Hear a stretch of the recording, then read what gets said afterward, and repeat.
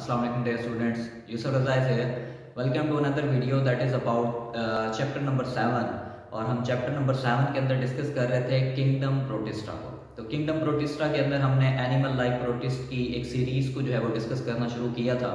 इसमें हमने पिछले वीडियो लेक्चर के अंदर जो है वो डिस्कस किया अमीबा वगैरह के बारे में, इसी तरह हमने सिलिएट्स के बारे में जो है डिस्कस किया था। तो नेक्स्ट हमारा टॉपिक ऑफ डिस्कशन है that is about the zooflagellates. तो जू फ्लैजिलेट्स जो है ये एनिमल लाइक प्रोटिस्ट हैं पड़े। इनमें मेजॉरिटी ये कैटेगरी देखी गई है कि इनके पास फ्लैजेला मौजूद है पड़ा, जो कि इन्हें मूवमेंट के अंदर इंपॉर्टेंट रोल जो है वो प्ले करा रहा है। अब देखें जू फ्लैजिलेट्स की अगर हम बात करें तो फ्लैजेला इनके पास मौजूद है। Flagella is whip like structure जो कि इन्हें हेल्पफुल रोल प्ले करवाता है मूवमेंट के अंदर जो है इनकी, स्पेशली जब ये मूव कर रहे होते हैं। इसी तरह से अगर हम बात करें जू फ्लैजिलेट्स की, तो जू फ्लैजिलेट्स जो है वो कुछ कॉलोनीज की फॉर्म में भी रहते हैं, चंद एक जो है वो कॉलोनी की फॉर्म में जो है अपने आप को अरेंज करते हैं, और कुछ ऐसे हैं जो कि सिंपली ऑर्गेनिजम्स हैं, यूनिसेलुलर है। हमने ये चीज़ें, इसके कुछ कैरेक्टरिस्टिक्स को यहाँ पर देखना है, उन कैरेक्टरिस्टिक्स को यहाँ पर डिस्कस करना है। कौन कौन से बेसिक कैरेक्टरिस्टिक्स और कौन कौन सी उसकी एग्जांपल्स हैं, हमने ये डिस्कस करना है इस आर्टिकल के अंदर। सबसे पहली चीज़ है, अगर हम जू फ्लैजिलेट की बात करें तो जू फ्लैजिलेट्स जो होते हैं दीज आर यूनिसेलुलर। सबसे पहली चीज़ तो ये है दीज आर यूनिसेलुलर, ये यूनिसेलुलर होते हैं, सिंगल सेल के होते हैं। ऐसे ही जो इनकी बात करें तो ये चंद एक इनमें जो है वो कॉलोनियल ऑर्गेनिजम्स भी हैं, चंद एक जो है वो कॉलोनीज बनाकर भी रह रहे होते हैं, लेकिन मेजॉरिटी जो है वो यूनिसेलुलर ऑर्गेनिजम्स के ऊपर मुश्तमिल होती है। अगर बॉडी की बात की जाए, बॉडी शेप की बात की जाए, तो बॉडी शेप के लिहाज से ये सफेरिकल शेप के भी हो सकते हैं। कुछ ऐसे हैं जो कि सफेरिकल शेप सी अपीयरेंस दिखाते हैं, और कुछ में जो है वो एलोंगेटेड बॉडीज जो है वो मौजूद होती हैं, बड़ी उनकी बॉडी जो है वो एलोंगेटेड हो सकती है। तो ये शेप के लिहाज से इस तरह से, और इनके पास जो है फ्लैजेला मौजूद है पड़ा, और हम लोग जानते हैं कि फ्लैजेला हमेशा हेल्प आउट कर रहा होता है बेसिकली किस चीज़ के अंदर, कि ये उन ऑर्गेनिजम्स को जिनके पास फ्लैजेला मौजूद होता है पड़ा, उनको जो है ये मूवमेंट के अंदर इंपॉर्टेंट रोल प्ले करवा रहा होता है। तो फ्लैजेला इनके पास मौजूद है पड़ा।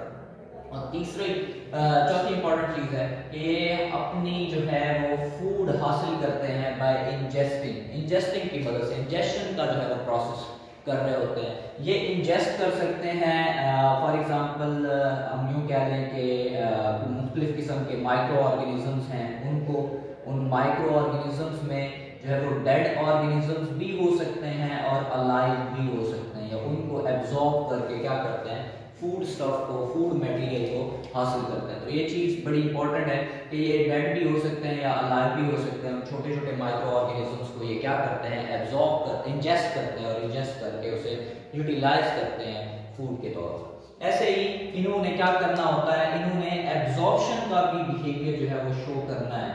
तो एब्जॉर्ब कर रहे होते हैं वेरियस न्यूट्रिएंट्स को, ठीक है, वो वही बात कि वो न्यूट्रिएंट्स को ये जो है वो एब्जॉर्ब कर रहे हैं being as a decomposed material से भी, ठीक है, और इसी तरह से जो अलाइव ऑर्गेनिजम्स हैं उनसे भी जो है ये अपने न्यूट्रिएंट्स को एब्जॉर्ब कर सकते हैं। किस तरह से, जब ये मटेरियल्स किसी ऑर्गेनिज्म की बॉडी के अंदर मौजूद हैं, बाज़ दफ़ा बीइंग एज अ पैरासाइट ये रह रहे होते हैं, तो वहाँ से फूड मटेरियल या फूड स्टफ को एब्जॉर्ब करके यूटिलाइज करते रहते हैं। तो ये कुछ इसके जो है फूड के हवाले से बिहेवियर्स है। अगर हम इनकी टाइप्स की बात करें तो टाइप के हवाले से हमने इनको कैटेगराइज किया हुआ है। कुछ इनमें ऐसे हैं दैट आर फ्री लिविंग, कुछ इसमें ऐसे हैं दैट आर सेमियोटिक, कुछ इनमें ऐसे हैं जो कि पैरासिटिक बिहेवियर जो है वो शो करते हैं। अब कुछ ऐसे हैं जो कि लिविंग ऑर्गेनिजम्स की बॉडी के अंदर बीइंग एज अ पैरासाइट रहेंगे और वहाँ पर डिजीज काज करेंगे। कुछ ऐसे हैं जो कि लिविंग ऑर्गेनिजम्स के साथ सिम्बियोटिक एसोसिएशन बनाकर रहते हैं, और कुछ ऐसे हैं जो कि फ्री लिविंग है। हम उनकी कुछ एग्जांपल्स को है वो देखते हैं। फ्री लिविंग में हमारे पास कोनोफ्लैजिलेट्स आ जाते हैं। ये हमारे पास एक डायग्राम बनाई हुई है मैंने कोनोफ्लैजिलेट्स की।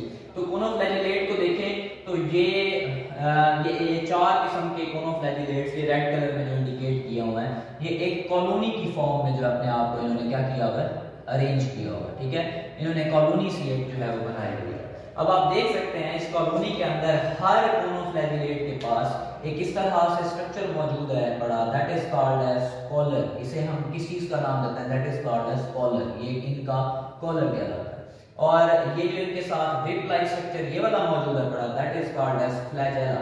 ये इनके पास फ्लैजेला जो है ये मौजूद है पड़ा। तो इनके पास ये बेसिक स्ट्रक्चर्स मौजूद है पड़े। इनकी मदद से ये क्या करते हैं, इन फ्लैजेला की मदद से ये फूड मटेरियल या फूड स्टफ जो है उसको अपनी बॉडी की तरफ लेकर आते हैं, उसे खींचते हैं अपने पास। इस फ्लैजेला की मदद से फूड स्टफ इनके पास आता है, इनकी बॉडी के पास जो है वो मूव करके आता है।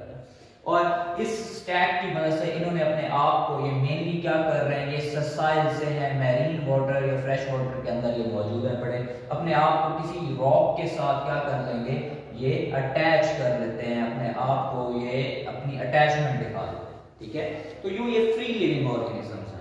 ये किसी के साथ किसी किस्म का कोई पैरासिटिक एसोसिएशन या सिम्बियोटिक एसोसिएशन बनाकर नहीं रहते, बल्कि ये क्या करते हैं, अपने आप को कहीं पर अटैच कर लेते हैं और उस अटैचमेंट की वजह से ये क्या है कि किसी सरफेस के साथ अटैच होकर रह जाते हैं।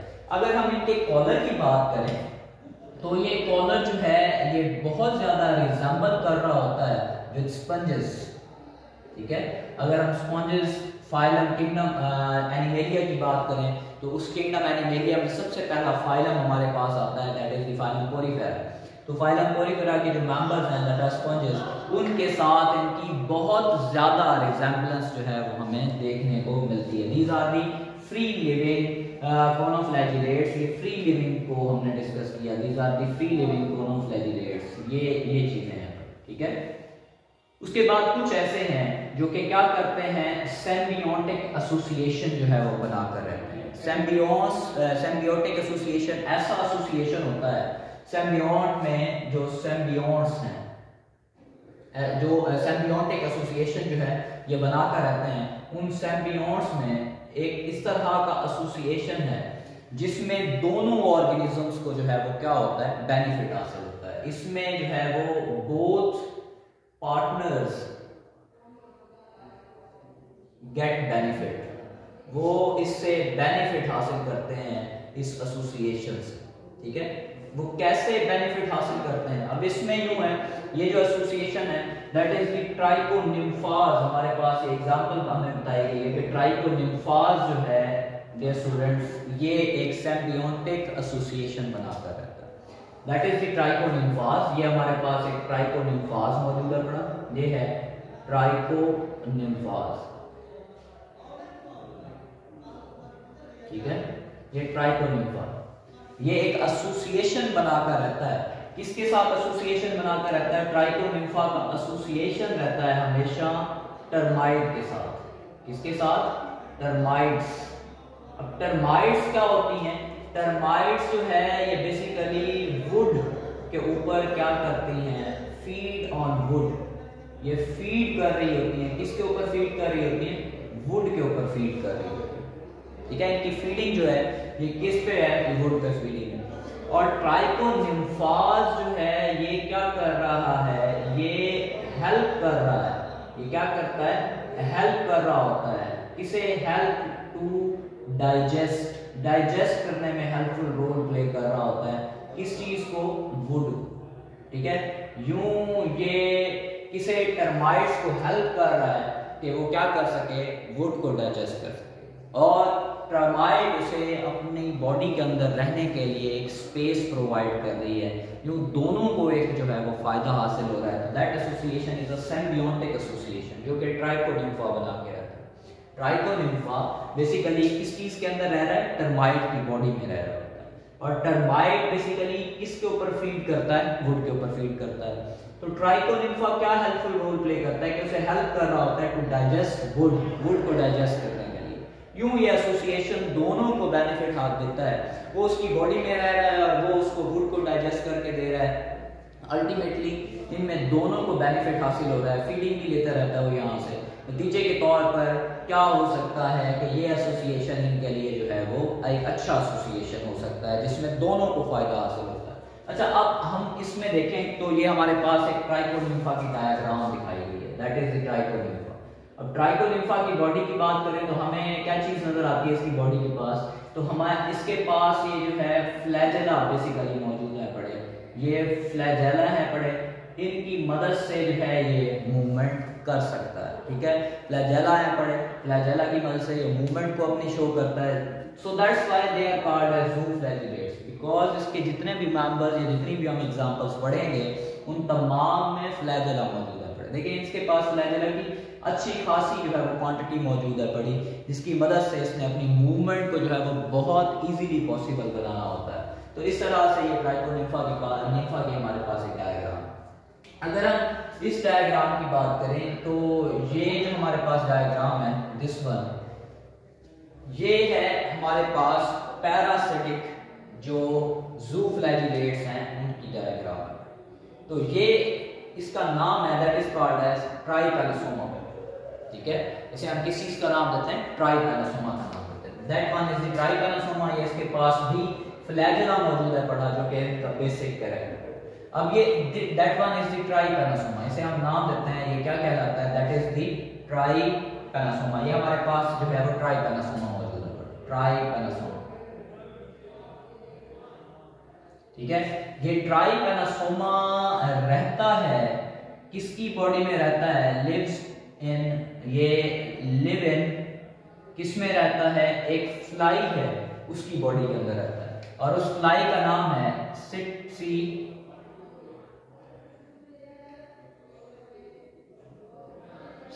फ्लाई। इस फ्लाई की बॉडी के अंदर जो है कौन रह रहा होता है, ट्राइपैनोसोमा रह रहा है। देखिए अब ये फ्लाई जब क्या करती है किसी भी पर्सन को, अगर ये क्या करेगी, ये करती है बाइट, ठीक है, ये किसी बंदे को बाइट करती है। तो बाइट करते हुए ये क्या कर रही है, बेसिकली ये ट्रांसमिट कर रही है, किस चीज को ट्रांसमिट कर रही है, उस ज़ूफ्लैजिलेट्स, या हम कह सकते हैं किस चीज को, ट्राइपैनोसोमा, सोमा को ट्रांसमिट करता है। और ये ट्राइपैनोसोमा जिस बंदे की बॉडी में जाएगा, इट विल काज, ये काज कर देता है, किस चीज को काज कर देता है, ये स्लीपिंग सिकनेस काज कर देता है, ठीक है। ये स्लीपिंग सिकनेस काज करता है, अमूमन इसे जो है अफ्रीकन स्लीपिंग सिकनेस भी कहा जाता है, जिसमें जो है वो क्या होता है कि ब्रेन के ऊपर इफेक्ट होता है, ये डायरेक्टली इसके पैरासाइट्स ब्रेन में जाते हैं और वहाँ पर ब्रेन को डैमेज करते हैं, जिसकी वजह से बंदा जो है वो बैठे बैठे जो है वो सोने की कंडीशन में चला जाता है। तो इस तरह से ये कुछ पैरासाइट्स हैं पड़े, कुछ जो है वो फ्री लिविंग है पड़े, और कुछ इनमें जो है वो सिम्बियोटिक एसोसिएशन बनाकर रह रहे होते हैं। तो these are some of the ज़ूफ्लैजिलेट्स. Hope so it will be helpful for you people. Thank you so much. Stay connected. Allah Hafiz.